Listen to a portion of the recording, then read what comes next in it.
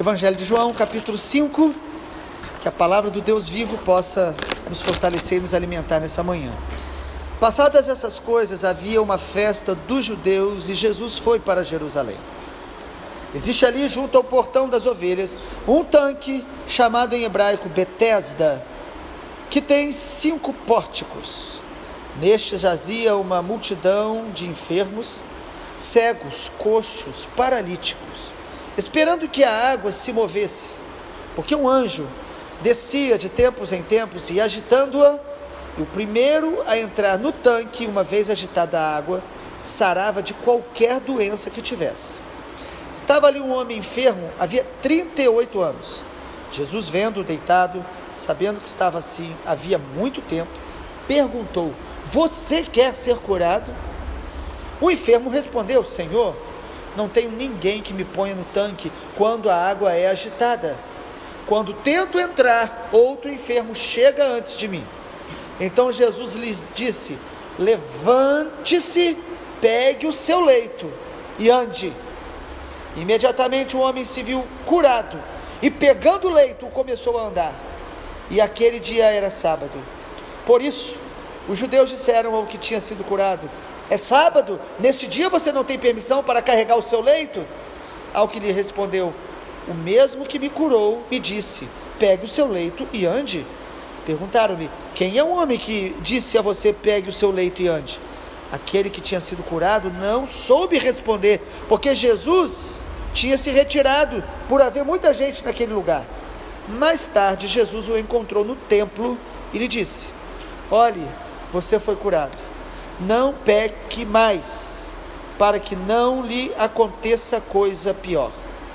O homem se retirou e disse aos judeus que tinha sido Jesus quem o havia curado. Por isso os judeus perseguiam Jesus, porque fazia essas coisas no sábado. Mas Jesus lhes disse: "Meu Pai trabalha até agora, e eu trabalho também." Por isso os judeus cada vez mais queriam matá-lo, porque além de desrespeitar o sábado, também dizia que Deus era seu próprio Pai, fazendo-se igual a Deus. No Evangelho de João, somente neste Evangelho, nós temos a narração deste milagre que Jesus fez. Não apenas uma cura, mas um milagre. Um homem paralítico há 38 anos. O texto então não deixa claro que era de nascença. Um homem que estava num lugar, aqui os irmãos percebem, fala que era uma festa em Jerusalém, ali num lugar chamado Tanque de Betesda, onde uma multidão de enfermos entrava ali, pois havia um entendimento que aquelas águas de alguma forma traziam curas, trazia cura para algumas enfermidades, para algumas pessoas. O texto descreve que um anjo descia de tempos em tempos, mas a informação mais aceita pelos estudiosos é que na verdade aquelas águas possivelmente tinham algum efeito mesmo terapêutico. E o texto fala de uma presença angelical, parece que havia algo sobrenatural ali, eles reconheciam isso. A grande questão é que tinha muita gente enferma, e parece que só um que entrasse primeiro é que era curado. E Jesus encontra ali um homem que chama a atenção dele, um homem paralítico. E esse texto nos mostra muitos ensinamentos do Senhor acerca de cura. Irmãos, Jesus, Ele salva, Ele cura, Ele liberta, Ele é o Filho de Deus, Ele tem todo o poder, Ele tem toda a autoridade.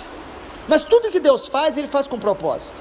E a cura do paralítico, assim como as demais curas narradas na palavra de Deus, nos mostra que todo milagre de Deus, Ele não é apenas terapêutico, ele também é pedagógico. Ele ensina a gente verdades espirituais profundas.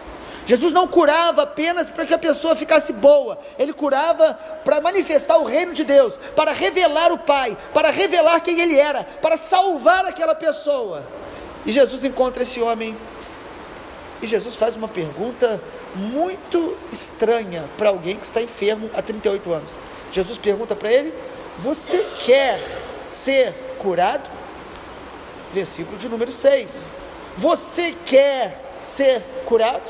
Quando Deus nos faz uma pergunta, não é porque Ele não sabe a resposta, é porque Ele quer nos levar a uma autoconsciência. Ele quer nos levar a pensar até que ponto nós queremos vencer essa enfermidade, essa batalha em nossa alma, essa limitação que está nos acometendo. Jesus nos faz refletir, Jesus nos leva a pensar. Por quê? Por algumas razões, mas eu quero falar uma apenas. Geralmente os nossos problemas, dores e enfermidades tendem a gerar em nós passividade espiritual. Há uma passividade espiritual que acaba nos tornando pessoas sem reação, incapazes de reagir, incapazes de crer muitas vezes. Às vezes a nossa paralisia não é física como deste homem, mas às vezes nós estamos com uma paralisia espiritual, uma paralisia emocional, uma paralisia na fé. E Jesus pergunta: você quer ser curado? Essa pergunta é para despertar-nos, é para nos levar a assumir realmente a nossa condição, a reconhecer às vezes o nível de fé que nós estamos. Senhor, eu até quero, mas há algo ainda que me impede, me ajuda. Clamar ao Senhor, se humilhar. Jesus pergunta àquele homem, e a resposta dele mostra a passividade dele. A passividade dele. Por que a gente às vezes acaba sendo tomado pela passividade? Eu vou dar 3 razões. Primeiro, às vezes por causa do tempo de espera. Às vezes o tempo que nós estamos esperando uma cura, um milagre, uma melhora, uma superação, o tempo vai demorando e a gente começa a achar que nunca mais nós vamos superar aquela situação. O tempo pode estar gerando passividade da gente. Ah, pastor, já orei, já jejuei, já fiz isso. Cuidado, não deixe com que o tempo que você esperou algo que ainda não aconteceu, gere passividade no seu coração. Segunda coisa que pode gerar passividade é culpar os outros pelos nossos fracassos. Esse homem responde para Jesus. Jesus pergunta: você quer ser curado? A resposta dele deveria ser qual? Sim, mas ele diz assim, aí no versículo 7, Senhor, eu não tenho ninguém que me ponha no tanque quando a água é movida. Ou seja, ninguém me ajuda, não tem ninguém que se interessa, não tem ninguém que olhe para mim, eu estou aqui e ninguém olha para mim. Amado, cuidado. Culpar os outros pelos nossos fracassos, pelas nossas enfermidades, pelas nossas limitações, gera passividade na gente. Eu sei que o que as pessoas fazem, ou o que as pessoas não fazem, de alguma maneira vão nos influenciar, mas as nossas superações dependem muito mais da gente do que da ajuda de qualquer pessoa. A graça de Deus já foi derramada sobre a tua vida, e a graça de Deus é suficiente para nos levantar, para nos restaurar. E Deus sempre usa pessoas para lançar pequenas sementes, para orar com a gente, para dar uma palavra, um sorriso que vai alimentando a nossa fé. Pessoas que são exemplos para nós. Às vezes elas não nos ajudam diretamente, mas a vida delas, se a gente parar para olhar, pode nos inspirar. Cuidado, culpar os outros é não assumir as nossas responsabilidades. Há pessoas que culpam seus pais pelas suas limitações e fracassos, culpam seus amigos, culpam a igreja, culpam a nação. Isso pode gerar passividade, porque se o problema está nos outros, você não tem mais o que fazer. E a terceira coisa que pode gerar passividade é esse sentimento de abandono. Está muito ligado a culpar os outros, mas o homem diz assim, ninguém me coloca. E aí ele ainda diz assim, quando eu tento entrar, outro entra antes de mim. Ele tinha a sensação de que as pessoas estavam tendo mais vantagem do que ele, estavam tomando o que era dele. Além de ninguém levá-lo, ainda tinha aquele que passava à frente dele. Amado, passividade espiritual tem sido a causa de muita gente não experimentar as promessas de Deus, não sair de alguns cativeiros, não conseguir mudar significativamente a sua vida. Há muitos paralíticos assim, esperando por um milagre. Mas o que é maravilhoso, Jesus se aproxima dele e Jesus libera uma palavra sobre ele. Jesus fala, toma o teu leito e anda. Aquele homem era carregado naquela maca. Quando a gente lê esse texto, às vezes a gente pensa leito, alguns pensam na cama de alvenaria. Não é isso, ele não estava carregando uma cama pesada. Ele estava ali com aquela maca e Jesus fala, toma o teu leito e anda. Uma palavra de fé, Ele não conhecia Jesus, ele não sabia, mas ele creu. Amado, quando você crê numa palavra de Deus, uma semente sobrenatural começa a agir na sua vida. Quando nós recebemos a palavra de Deus com fé, uma semente de milagre começa a operar na nossa vida. E ele creu, e ele tomou a decisão de tentar, e quando ele viu, ele pegou o leito e conseguiu caminhar. Aquilo que carregava ele não mais tinha autoridade sobre ele. Amado, Jesus quer te dar autoridade sobre aquilo que está te dominando, sobre aquilo que está te prendendo, sobre aquilo que está te limitando. Jesus quer te dar autoridade sobre todas as coisas que estão tentando paralisar a sua vida. Toma o teu leito e anda, foi a palavra que Jesus deu a ele, e ele creu, e ele reagiu.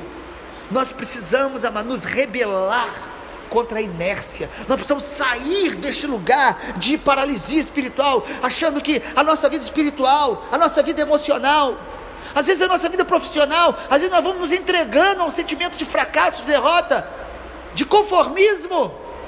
Nós precisamos receber a palavra de Jesus. Jesus é o Filho de Deus, o Filho do Deus vivo, e a sua palavra é vida, a sua palavra é poderosa.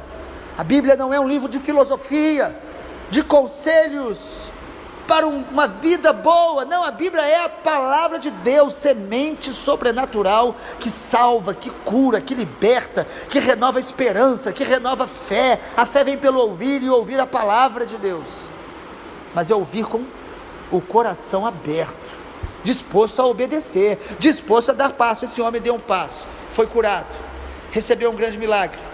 E aí o que é interessante é que Jesus o curou, e o homem curado começou a andar, mas os judeus religiosos criticam o homem.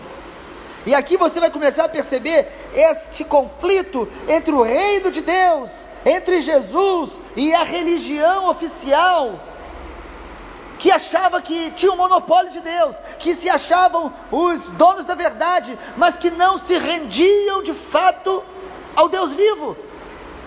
Os religiosos foram os que mais resistiam a Jesus, e nós temos que lutar contra isso, porque religiosidade é quando nós transformamos regras, leis, métodos humanos em verdades absolutas, e achamos que nós é que definimos o que Deus faz ou quem Deus é. Religiosidade é a obra da carne humana, tentando agradar a Deus com os seus próprios méritos, com as suas próprias leis, com os suas próprias regras, e todos nós temos uma tendência da obra da carne a nos tornarmos às vezes religiosos. Então nós vamos ver nessa perspectiva no Evangelho de João. Os judeus aqui dizem: como que pode? Você foi curado, mas hoje é sábado.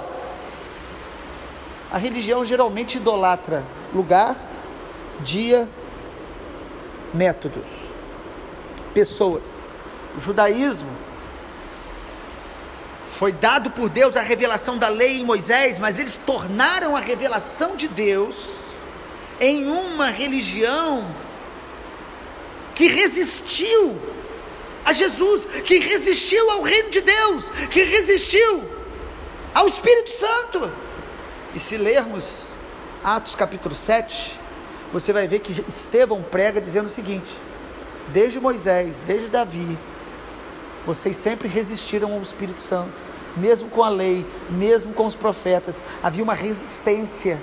Nós temos que também vencer isso na nossa vida. Nós não podemos achar que crer em algumas regras e leis, andar com a Bíblia, frequentar o culto, orar, nós não podemos achar que isso substitui um relacionamento vivo e verdadeiro com o Senhor Jesus, uma vida cheia do Espírito Santo, guiada pelo Senhor, onde o reino de Deus se manifesta sobre nós. Criamos métodos até para justificar a ausência das manifestações da graça de Deus. Amado, nós precisamos andar, experimentar, desfrutar do Deus vivo em nossa vida. Jesus é Emanuel, ele vem e ele diz: Deus está na terra e ele está curando. Qual dia? Todos os dias. Quem ele cura? Todo que crê. A religião não pode controlar o que Deus faz, quem Deus é. E aí eles ficam escandalizados porque o homem foi curado no sábado e estava carregando um leito. Ele falou: você não pode carregar. Aí eles: mas o homem que me curou disse para eu carregar. Quem é o homem? Ele não sabia. Olha que interessante, esse homem foi curado, experimentou o poder de Deus, mas não conhecia Jesus. Às vezes nós estamos até sendo abençoados, certamente, mas Jesus, Ele não quer apenas nos curar, Ele quer se revelar a nós, Ele quer caminhar conosco, Ele quer ser o dono da nossa vida. O reino de Deus é o governo de Deus sobre a nossa vida. E aí Jesus vai atrás dele, no versículo de número 14, Jesus o encontrou no templo e disse: olha, você foi curado, não peque mais, para que não suceda coisa pior. Nós não sabemos se essa enfermidade deste homem foi consequência de pecado. Nem toda enfermidade é consequência de pecado, mas há enfermidades que são consequência de pecado, inclusive enfermidades porque nós comemos mal, ou pessoas que se entregam a alguns vícios, não cuidando da saúde e ficam enfermas, e algumas dizem: Deus está me punindo. Não, consequência da enfermidade, ou melhor, a enfermidade é consequência da desobediência, do pecado. Há pessoas que estão doentes por causa da amargura, porque não perdoam. Há pessoas que estão doentes por causa da frustração, e Jesus vai àquele homem e diz assim: olha, não peques mais. Jesus não quer apenas nos curar, Jesus quer nos ensinar um novo estilo de vida. Jesus quer inaugurar em nós um estilo de vida de obediência, na presença dEle, de santidade. Jesus fala: não peques mais, para não acontecer coisa pior. O que pode ser pior do que a paralisia? Possivelmente Jesus está falando aqui de morte eterna. Possivelmente. Ele está dizendo aqui: se você continuar vivendo no pecado, você pode ter sido curado dessa paralisia, mas a perdição, a eternidade no inferno, longe de Deus, vai ser o seu destino. Jesus diz: não peques mais. Jesus nos ensina um novo estilo de vida. O estilo de vida do reino de Deus é a vida eterna em nós, é Cristo em nós, é viver na presença dEle. Ele nos cura para nos levar a um relacionamento diário com Ele, uma vida nele, a presença dEle. Que Deus nos abençoe nessa manhã. Vamos orar. Pai, nós queremos te agradecer porque o Senhor Jesus é o mesmo, ontem, hoje e será eternamente. Nessa manhã nós oramos por aqueles que estão paralíticos na fé, paralíticos emocionalmente, e alguns, quem sabe, estão com enfermidades no corpo.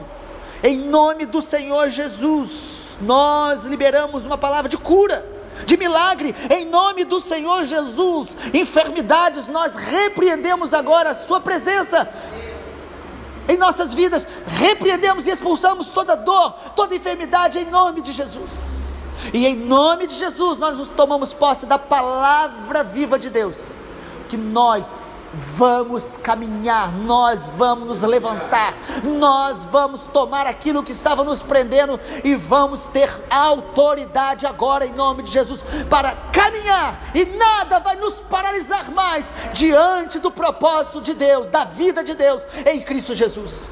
Pai, nós pedimos assim, em nome e para a glória do Senhor Jesus. Amém, Senhor.